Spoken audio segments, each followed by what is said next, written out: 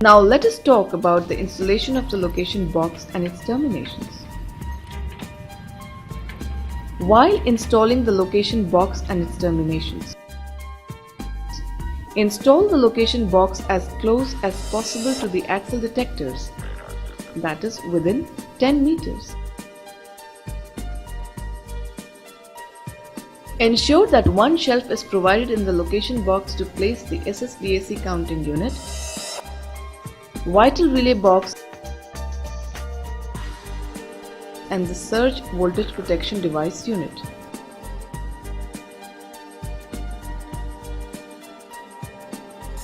The VR relay box consists of dual relay, that is VR and PR of Q type, 24 volts and 1000 ohms.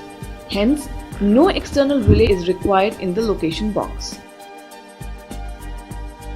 In older version of VR relay box, only VR relay was provided in the VR box. PR relay is mounted in the location box. The incoming and outgoing cables from axle detectors, SSDAC unit, modem and cable going to the remote SSDAC is terminated on the cable termination board inside the location box.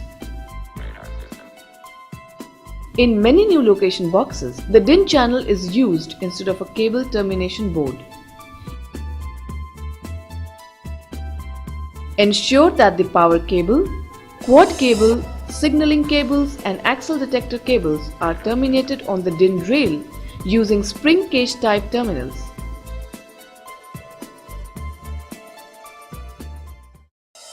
Ensure that only quad cable or PIJF twisted pair telecom cable is used between field units. Ensure that proper pair of quad cable is used for connecting modem signal. Ensure that the connections to these terminals as per wiring details provided by installation manual.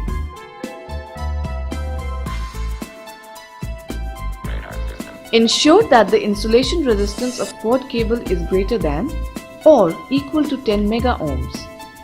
Ensure that the loop resistance of the designated pair should not exceed 56 ohms per kilometer. Ensure that the attenuation loss measured at 2 kHz is not greater than 30 dB for full length of cable.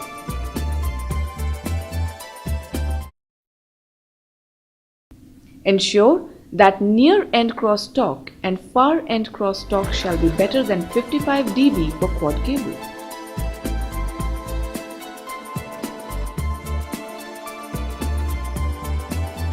Ensure that the unused pair of quad pair is cut in such a way that none of the conductors remain exposed.